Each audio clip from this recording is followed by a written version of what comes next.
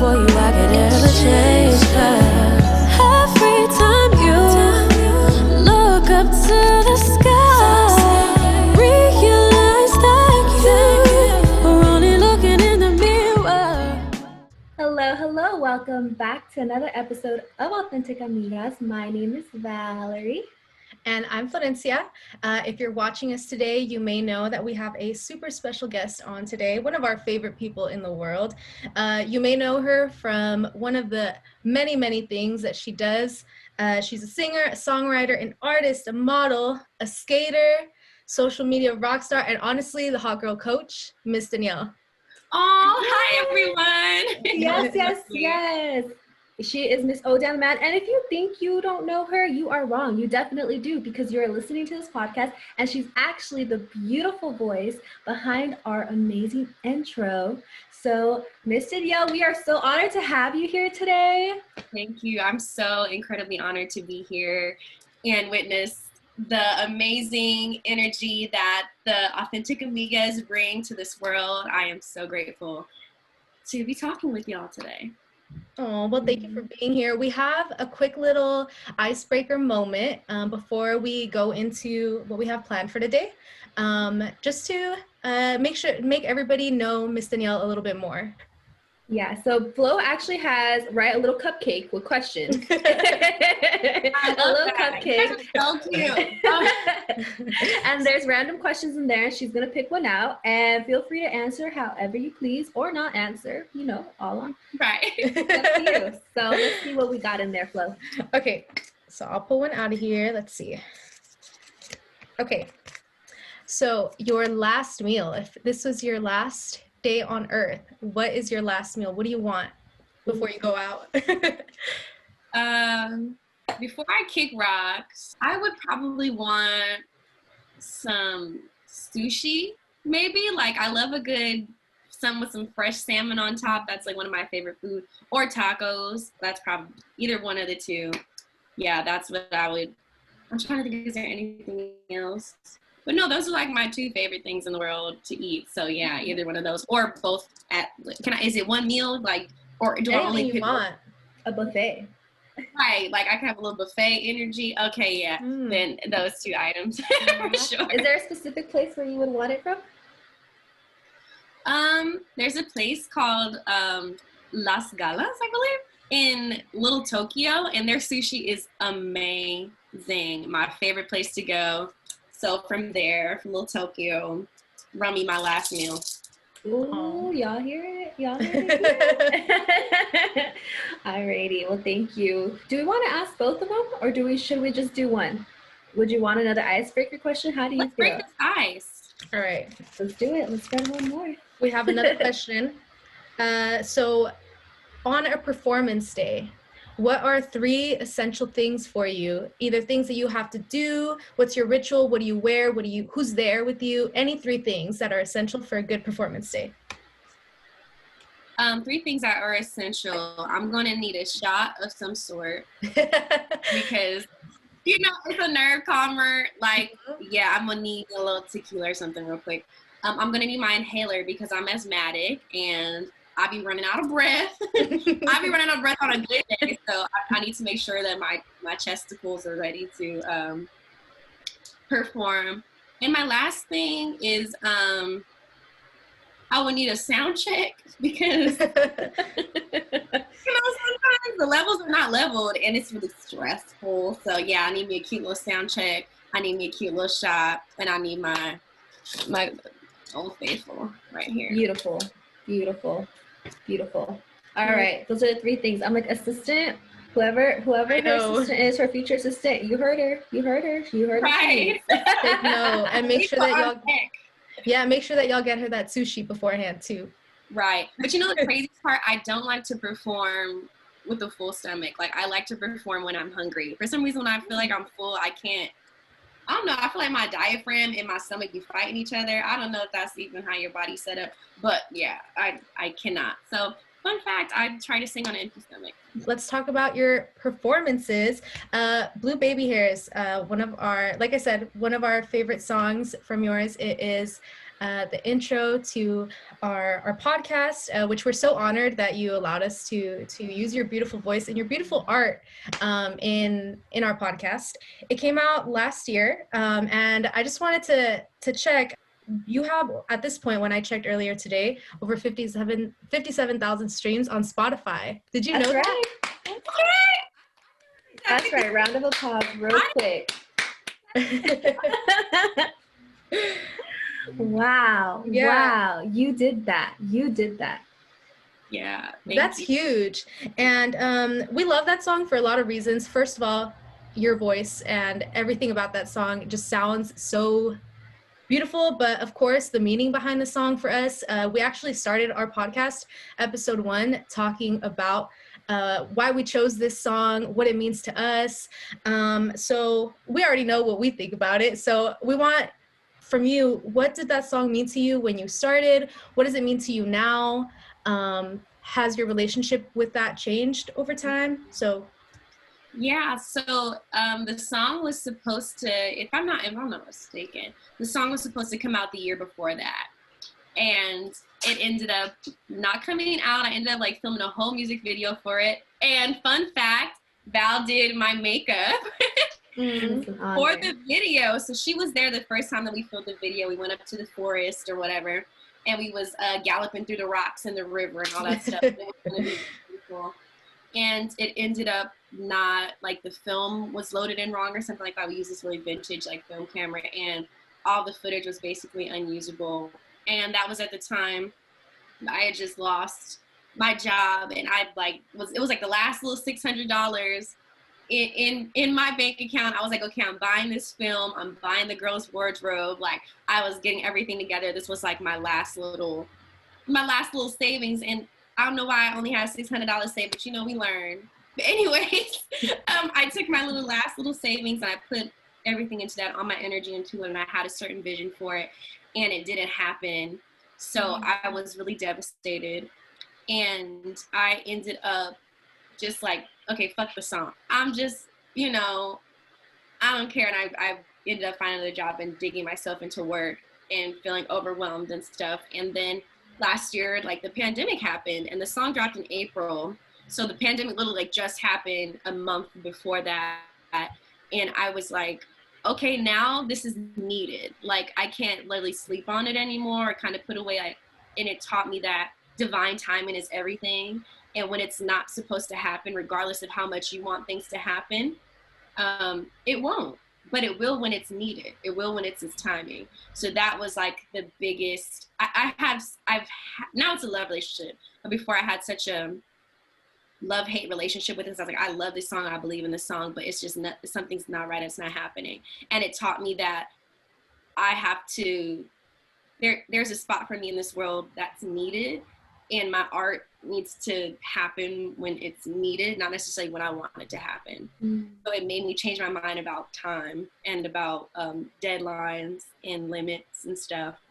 But yeah, the song originally was kind of like a love letter to myself and to a lot of my female friends around me, because even like Val, just all the girls during that time that I had been around, they were always such amazing people. And I had never seen, like, there's a couple women in my family that I can say like inspires me, but not as much as my friend. I hate to say it like that, like, not fuck my family, but like not as much as my friends, like the women around me, like they inspire me so much to keep pushing because they keep pushing. So it was like the love letter to myself and to them.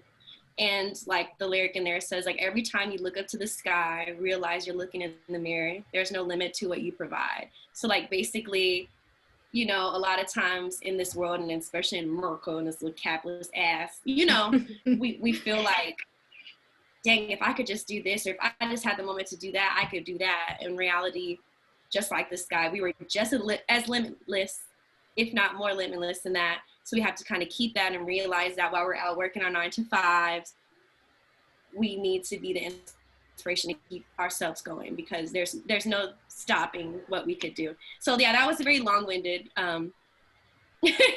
explanation of that. So. And I think that that message that you're saying that you tried to got across, well, to many people, right? Like as Flo said, that number is huge, but it really, that song, I know for the both of us, Flo and I, got us through a really rough time.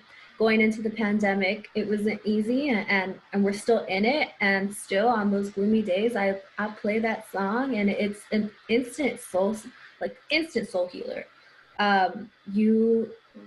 You mentioned timing and how that looked with the song, but it was like perfect timing. It really was just perfect timing, and I'm so grateful for you putting your art out there and putting your soul into that project, because like I said, it's been healing. It's been healing for so many of us. So thank you. Wait, real quick, I want to talk about the actual video, because you did mention right now how, you know, the first production of the video for the song didn't go as planned, but it was a full production, girl. That was a full thing.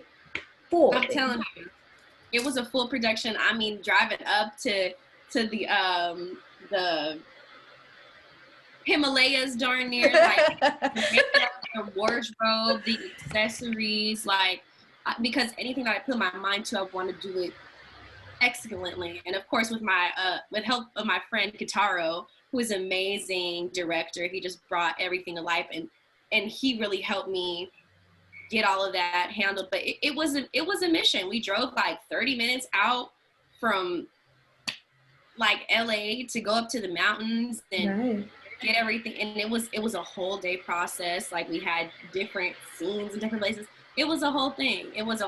So that really, in the beginning, after that product not being able to, like, if they couldn't see all that we put into that, because Val you're there, you know, which I appreciate you being there from the very beginning, but it was a whole thing, and it was my first real music video, and I wanted to do it right. Yes, and it was a learning lesson. I think that honestly, you, from that, right, I think that situation happened to you, but for what you learned from it really has taught me as well, because you've taught me a lot from that situation that you learned from. You've inspired me to keep pushing, and you mentioned how you admire like your girls that keep pushing, but that really has stemmed from you. Well, you know, since the day we met, actually. So let's talk a little bit about that. Let's talk about a little bit how we met and that whole situation. We auditioned for a YouTube show, right? And it was called Kyra TV.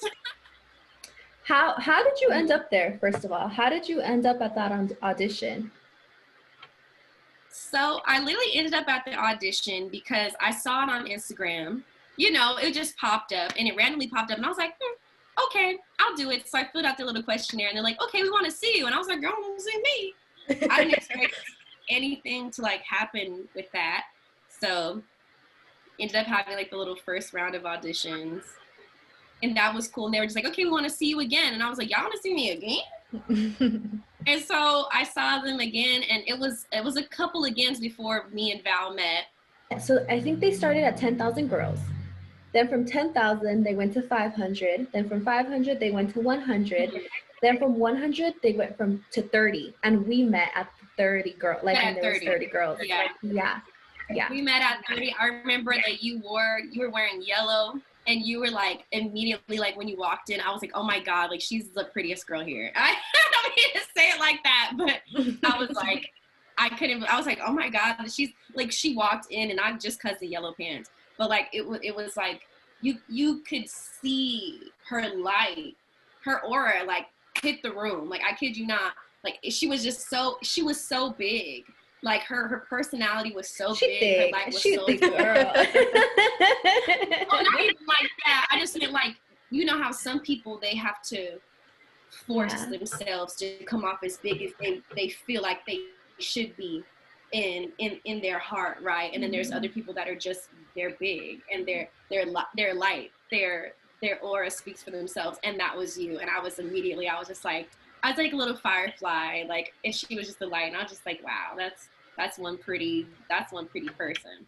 So. And that is crazy that you brought up timing, because the timing with us meeting couldn't have been more perfect, because I walked into that place, and everything you just said about me is exactly how I felt about you. I was in there, I was nervous, and then I looked at you and just brightness, like all around you. And I was like, who is that? Like, I need to know who that is, and I need to meet her. And you're something about your presence, although you weren't close to me, you're pretty far, you're across the room. We were far from each other. But Yeah, something about your presence just instantly calmed my nerves. And something about your aura just made me feel like everything was going to be okay. So crazy, because I remember actually, so Danielle, I met you like a little bit, I mean, so this is like our first time meeting, you know, where we really talk. But I've known of you since around the same time that you and Val met. And I remember specifically the day, and it's so funny because Val was like telling me about like her whole audition process and, you know, all the people that she was meeting, the whole process. And she was like, I met the baddest bitches. And I was like, get out. And she was like, the baddest girls, like, you don't know. And she was like telling me about everybody that she met, and then she showed me a picture of you on like your Instagram, and I still remember like the fit that you were wearing. You were like in a bucket hat, and you had your nails kind of the same color that you have them right now, which is super funny. It was like the same color scheme. Yeah, crazy. I just noticed that. And I remember I was like, no way, she looks so cool, like I want to be her friend. And so whatever, that was like back around the same time that y'all met, right? And I feel like, although, like I said, this is our first time kind of meeting, you know, we keep up with each other on social media. And I've also known you for these past exactly. Like. And so I think it's so funny because I consider you a friend. I like, you know, I think of you like my friend. And I think partly I know you because, you know, we're friends with each other on social media and we kind of see a little bit of each other's lives. But also I think through listening to your music and through the things that you do and the things that you know, the way that you express like your art, I think partially I've gotten to know you through that as well, you know. And it's just so crazy, you know, to get to connect with you on this level and also as an artist. So I imagine you put a lot of love and a lot of thought into what you do. But is that like intentional when you like create? Do you create like this is for everybody, or, you know, something general, or like something like this is really like a piece of my heart?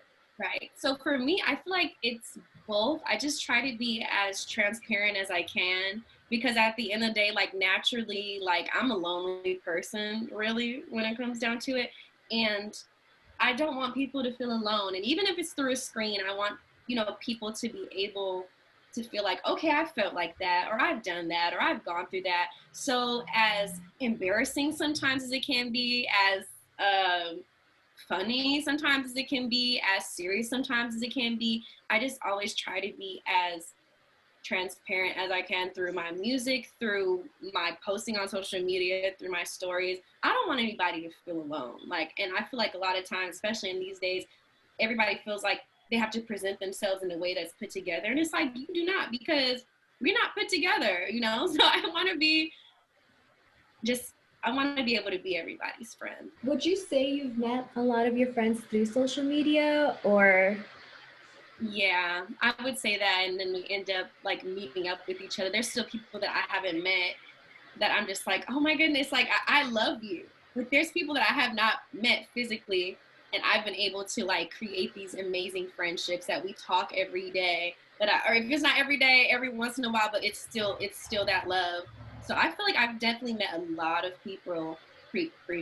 I've definitely met a lot of people through social media, because these sites are reflections of ourselves, regardless if it's a reflection that we want to choose for people to see, or if it's our transparent selves, if it's our, you know, at the end of the day, it's still you. I just wanted to say, definitely feel the love on this end of things. And one of the things that actually stuck with me forever, like forever, is back, I want to say like almost 2 years ago or a year ago, I don't know, when I was doing the boutique that I was doing, you were so supportive of that. And I remember thinking to myself, like, this is so crazy, like how much support I'm getting from you, someone who like, I've like quote unquote, like never met, like, you know, outside of our phones, you know, and honestly that like really stuck with me forever, just like how much support you had for what I was doing at that time. And I just wanted to, first of all, thank you like face to face, because I never did get to. I mean, I did, but not like this.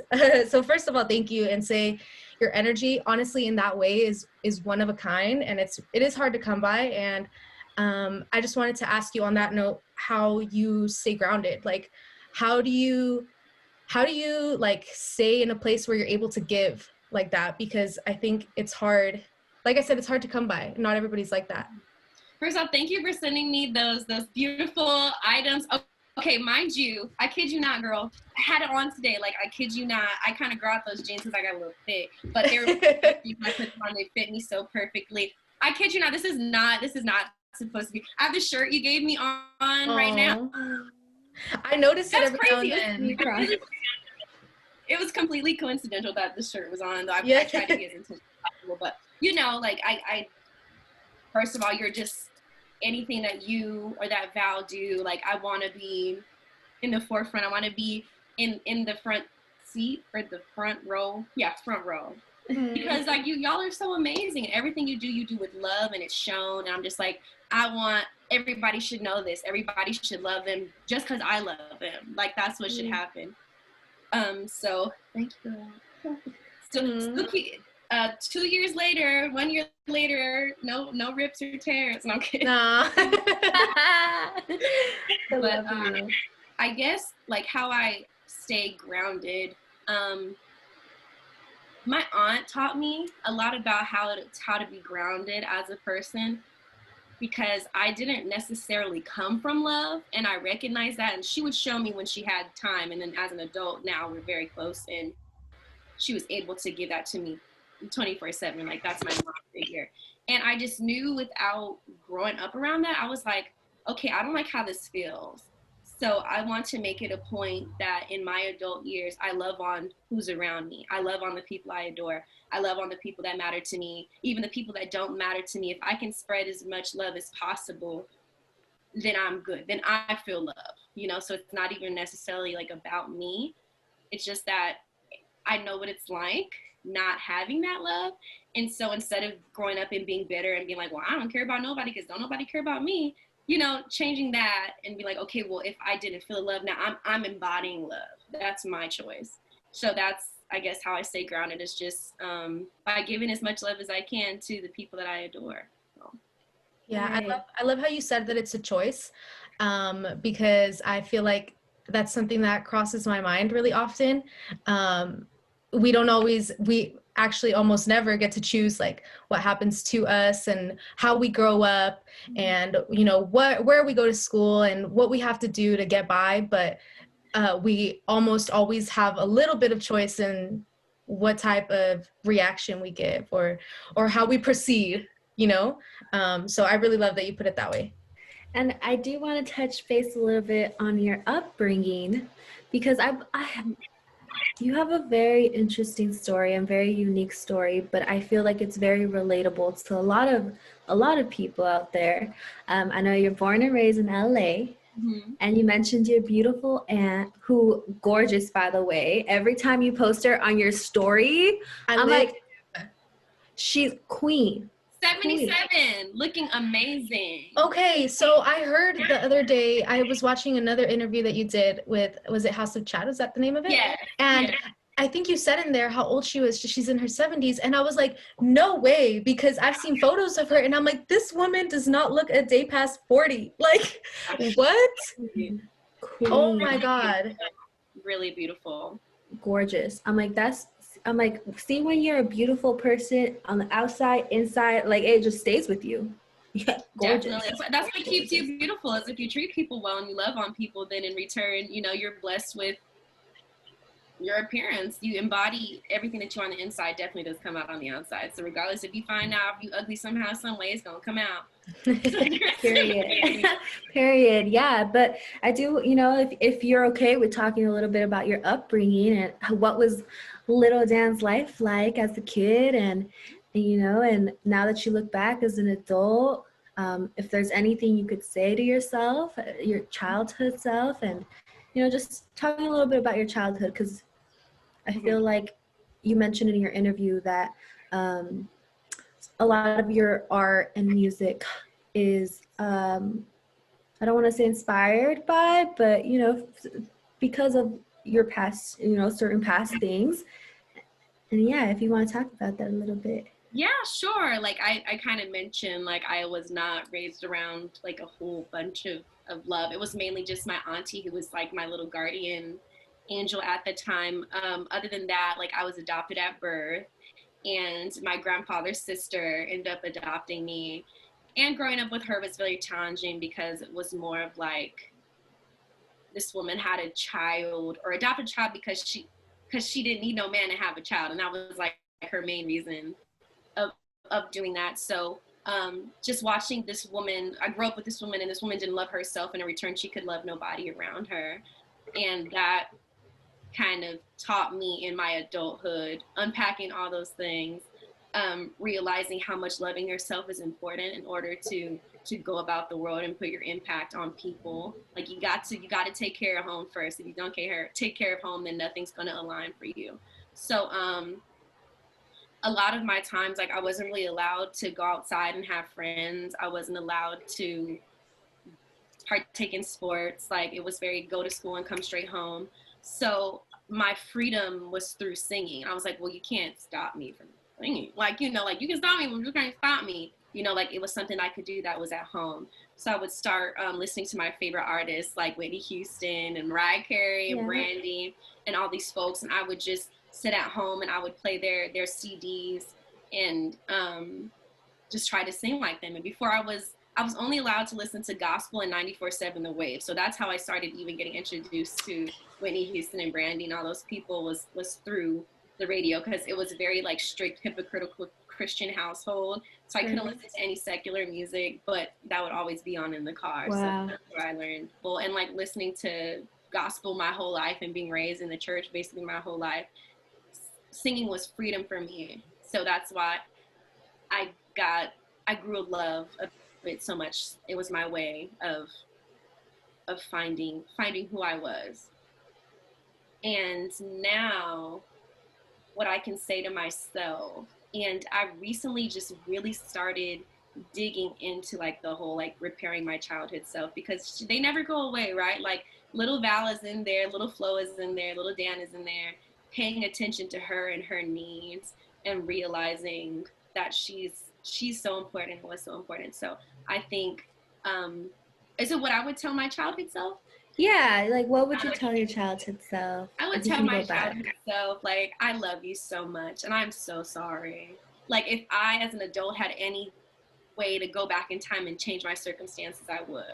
But just letting her know that she is so loved, that she is important, that she is perfect, that she belongs somewhere. Because a lot of times when you're like adopted and you're in somebody's house, but that's not really your mama like that, you know, and then she don't like you, like, you know, and then just kind of going from family member to family member, because I left that place. I left that woman when I was 15, because one day I was like, I can't do it. Like, I'm important and this woman's crazy, so I gotta go.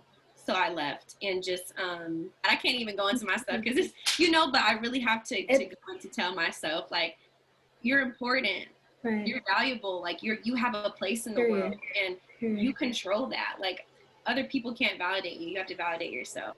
So I think that just like learning to love myself is like my biggest accomplishment.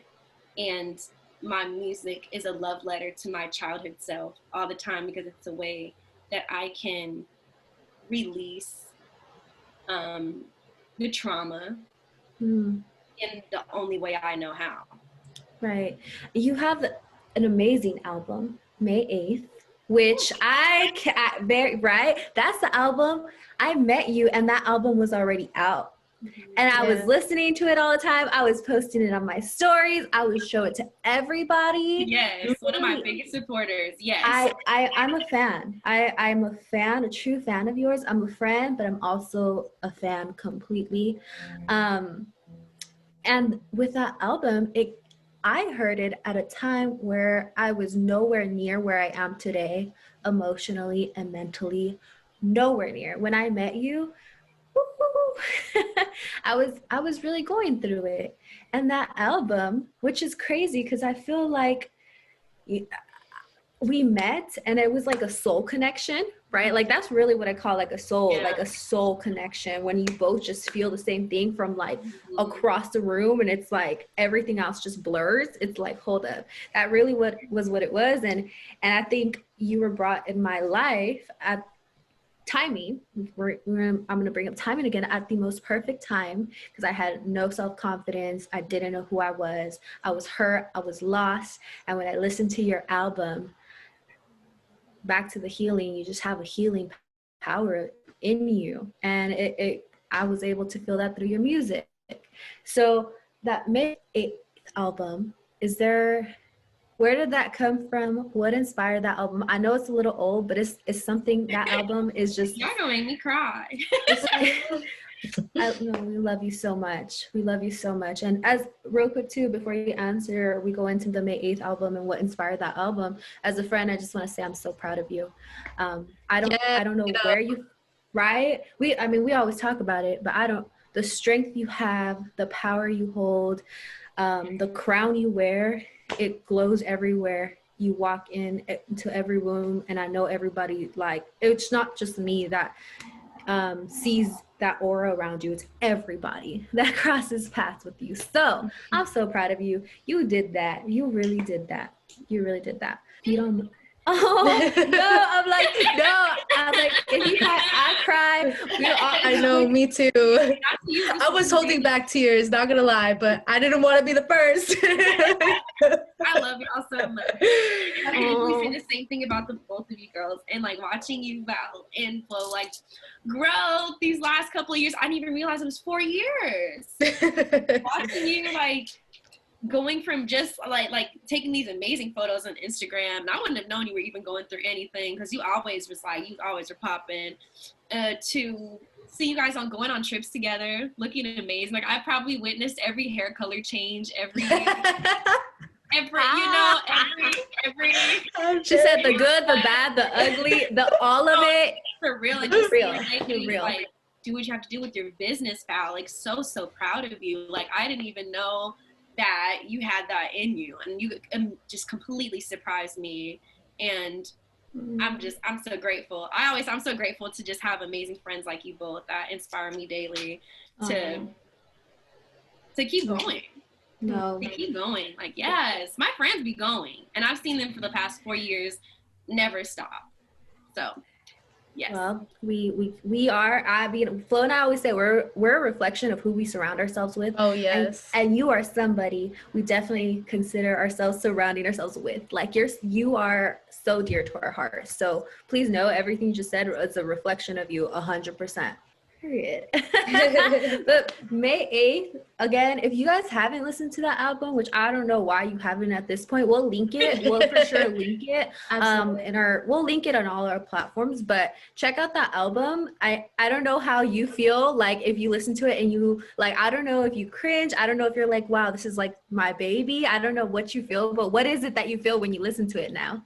Yeah, so that was like my very first project, and majority of those songs were like made in 2016, and that didn't come out till 2018. So yeah, like, sonically, I do cringe a little bit because I'm like, ooh, but like, we recorded that on a little blue microphone on the floor. So like, I'm like, okay, it's cute for at the place in my life that it was, like now, of course, I'm a Virgo, I'm a perfectionist. I'm like, ooh, yeah, that could have grown, but I don't listen to it often because a lot of times it's like when I release something and it's like for healing, I don't necessarily like to return, even though it's good to reflect, but sometimes the returning there, because I like to stay as light as possible. Like my childhood is very like deep, like it's very dark. It's a very dark place for me.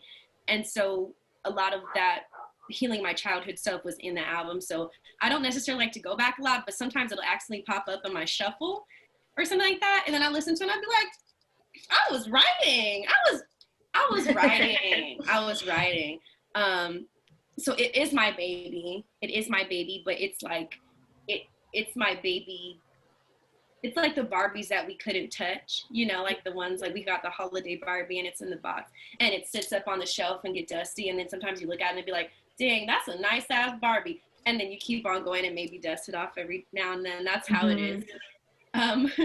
For me, that whole, like, the title, May 8th, one day I decided to go, like, I'm going to go live with my birth mom in Arizona. So I went and I moved to Arizona for like a month, and I realized that she was not ready for it. I was not ready for it. And I realized when I was there, I was a person that I didn't want to be. So I got back, I took my little train ride on the Greyhound from Arizona back to LA on May 8th. And that was the day I decided I'm going to start doing the work that it takes to heal on my bullshit, you know? So that was the day, on 2016 or some, I don't remember at this point, but yeah, that was the time that I decided that I was in charge of who I was going to be. I love that. And I can't imagine like 2016 or even 2015, Danielle, going and, like you said, like processing all of this, like, and making that important decision of like, all right, from this point forward, like I'm in control and I decide. And on top of that, figuring out like, okay, this is my first big project.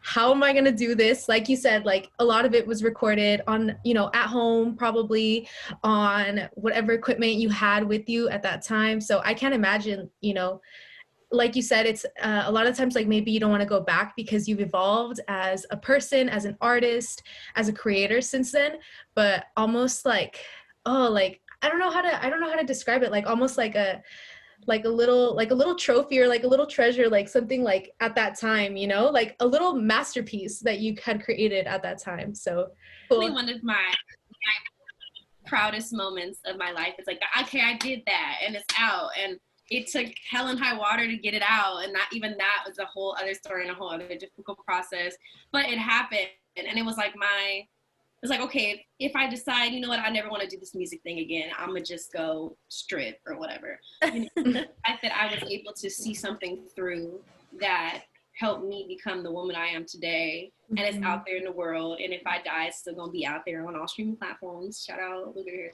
Okay, but like it's gonna be out there, I'm okay with that. Like I'm good with that, Of course, I want to put better music out there, but if something happens to me and I die tomorrow, like May 8th is out there, and it's truly, of course, not the whole version of me now, but it's definitely the most impactful version of me that is out in the world, that I am proud to say, like, okay, that's the person that I am.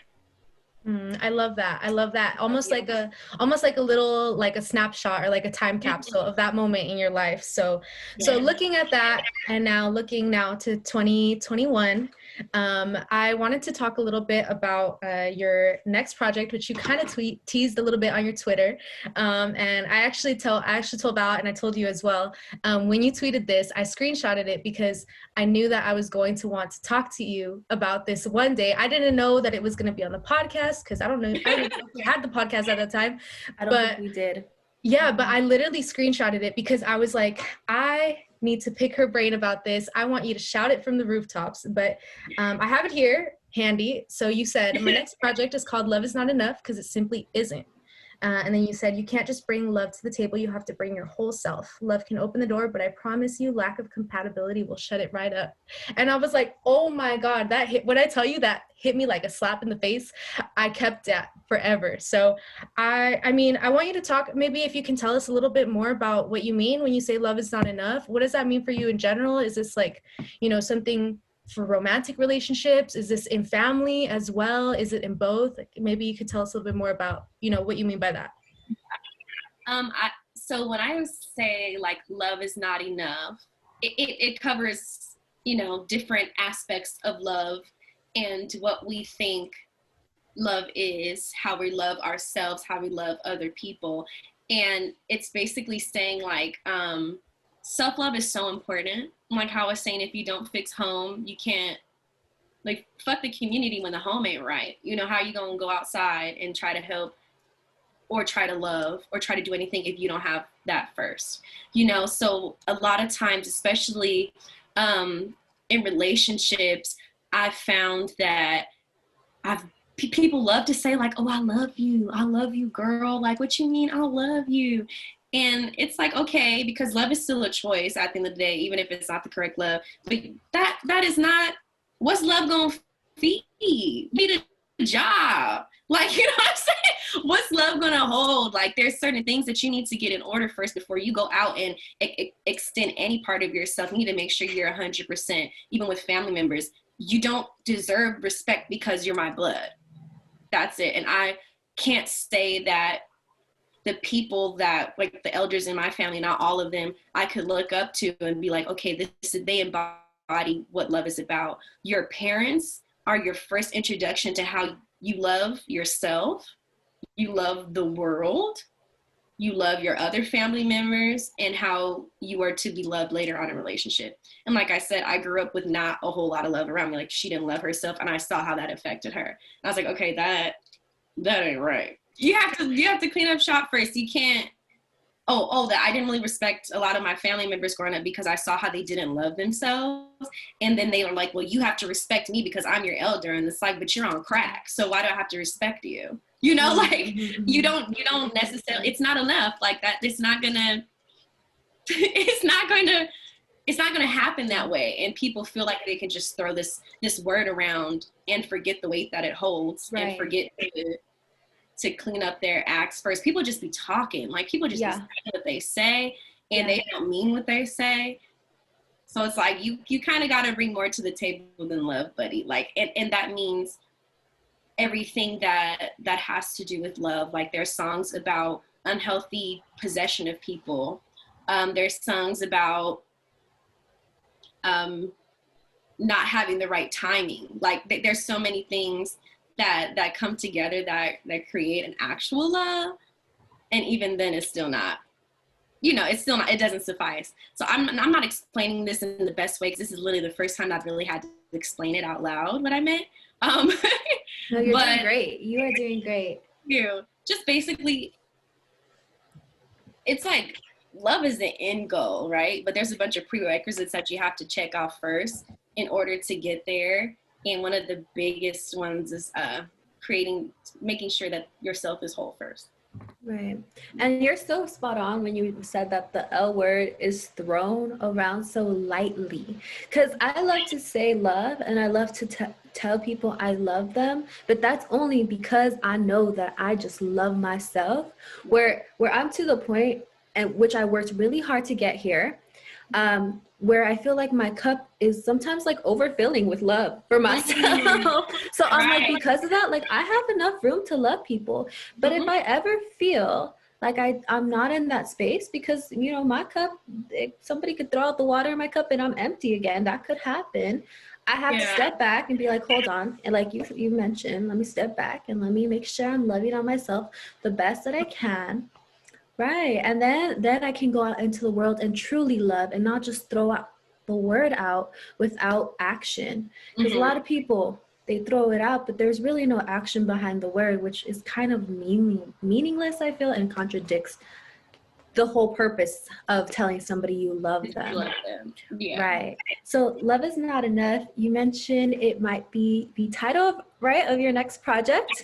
Yes. I don't know, but yeah, let's just say it is. No. I'm like, do we have a little teaser moment? I'm like, hold on. Teaser, but yeah, it's going to be titled Love Is Not Enough, and every song is going to be a topic of an unhealthy part of love. And then my plan is to end up having discussions about each one of those topics, spread out, maybe in a YouTube series or something later on. But like imagine like a red table talk or something like that, but the table is pink, But anywho, but just having a discussion, because at the end of the day, like, I want people to heal, like, I think what can I really do with this music stuff? Because what has music done for me that I could give back to music, and music has been a healer to me. So how do I do that? Through this project, and being very intentional with the purpose of each song and the meaning behind it, having open discussions and having like a musical therapy session. every song within this project or every piece of it will kind of be on a different topic or a different focus. I wanted to ask, because we just got done talking about May 8th and all that. So looking at this project, how are you intending for it to be like from a music perspective, like, you know, how is the sound, how has it evolved? Are you like in a different place now that you're like, okay, this is my sound for now, or this is, yeah, I guess I just want to ask how it's going to be different, other than, you know, the different topic. Right. It's definitely going to be, it's like me, but not me there yet, honestly. Like, I feel like I have, first of all, I'm now working with these amazing and talented producers. Shout out to my friend Charlotte, shout out to my friend Stefan, Nigel. They're just, I'm surrounded by geniuses in their own right. So that alone is going to bless it. Like, forget my voice. These can stand alone and these can be amazing. So I'm just surrounded by excellence. And therefore, you know, already it's going to be amazing when you turn on the song and before I even sing, because they put their love into it too, just as much as I put my love into singing, into what I'm writing. They put their love into the music. They put their love into the saxophone. They put their love into the keys. They put their love in the guitar and the bass. Like, they do their jobs because they love it. And you'll feel the love there more than you did the first project, because now I'm working with like these amazing folks. So she got a team. Sorry if I'm missing anyone out. Like, there's so many amazing, awesome people that are just in my corner that, you know, I'm so grateful to be around. So that alone, just musically speaking, is going to be better. And then just me as a person,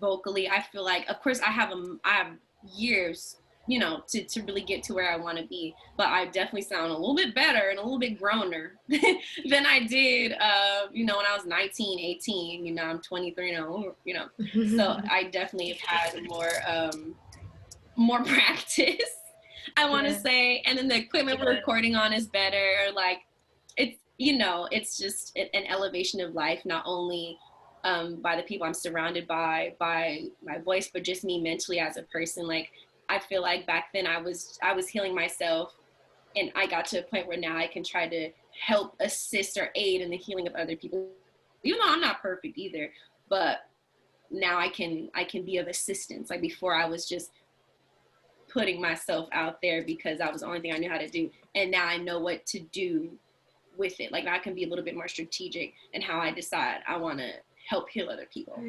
So hopefully that, well, I'm going to say hopefully it will come across in that way, I guess. I love that. And I'm so glad that you talked about your team, because I mean, I don't know them, but I saw them in the House of Chat interview with you when they spoke. I can't tell you how many times or how I came back to that interview and how fucking happy I was. Like, I can't tell you how happy I was to hear them when they said that I can just tell that they hold you in such high esteem. I think he asked them like, why did you choose to work with Danielle? And they both, all three of them spoke about how talented you are, how excited they are to work with you. And I can't tell you how fucking happy my heart was hearing them hold you in such high esteem and seeing your worth as an artist. Like my family. Yeah, they're like my chosen family, you know, and I love every single one of them so dearly, would do anything for any single one of them. And like, the fact is that they wanted to, like, especially Tay, when we first met, just wanting to help me just because, like, oh, I like what you do. Like, you know, not asking anything from me other than just go sing on this, you know. And I felt like that was such an amazing thing, especially the time where it's very like, what can you do for me? What can I do for you? It wasn't like that. Like, the intention was like, let's just create. I love what you do. And I was like, oh my God, like, I don't know, like, I'm so honored because I don't know what I did to deserve to be around all these excellent people that I am finding myself surrounded by. But I'm thankful. I'm not going to question it, you know? Yeah, and I'm going to, you know, I just want to be able to one day do really well for them, so then I can give back to them, so we can all buy our nice houses and then we can make music for fun. There's a certain hunger there that it's like, okay, but this needs to work though, you know, this needs to happen. Yeah. Oh, wow. Well, I can't wait for what's to come for Oh Dan the Man as a friend, as a fan, because I am both. I am just so excited for your future projects because there's a lot you do, like best friend, a model, she models, she does her incredible projects. Your content is always A1. I was watching an interview earlier today with Bretman Rock, and they were saying how anything Bretman Rock does, people watch because it's just Bretman Rock. And I literally thought of you, Dan. I was like, that's literally Dan. Like anything she does, I want to watch, whatever it is, whether it's skating and the skating, I love the updates. Everything you do, everything you put out into the world, we love to watch, and we can't wait to see when this new project comes out. Do we have any last minute things that we want to say? Any last things that we want to ask the queen herself? No, you know what? I wanted to thank you, first of all, for being here today. Like Val was saying, you do it all. There's so many things that you do and do well. On top of your art with singing, songwriting, modeling, your skate accounts. Hello. When you were talking about your childhood and growing up and being outside, I love when you said that skating has brought you back to like your childhood self and kind of giving your childhood self something that you feel like you needed. That made my heart so happy. So she skates, she sings, she writes music, she models, she does it all. And we're so happy that you were here today. I am so grateful. I've been said that like 12 million times, but I'm so grateful. I'm so grateful to be here with Authentic Amigas at this point, because I know like everything that y'all touch, it booms. And I'm happy to be a part of this at this point, so I can be like, yo, back when they have our documentaries, and they'll see like all these successful people, and they'll see that like we were even from the beginning, we were all, we were together, we were supporting each other and helped each other get to the points that we are now. And I'm just happy to be a part at this stage. I can't wait to be a part when it's on this amazing grand scheme, but it's already grand now, like look at y'all's headphones, like so nice. So nice. Well, we love you. We are grateful and we are thankful for you and your energy. I think, I'm speaking for the both of us, best friend. You've really molded us into better women. And just by watching you, simply by watching you, you make us better people. And you mentioned how your next album is going to be full of healing, but literally you already is just that, just you. Already on its own. So thank you for being you guys. We hope that you guys enjoyed this episode. This is Oh Dan the Man. Follow her socials. Where can they find you at, babe? Give them everything. Where can they find you? Okay, on Instagram you can find me at Oh Dan the Man, OHDANTHEMAN.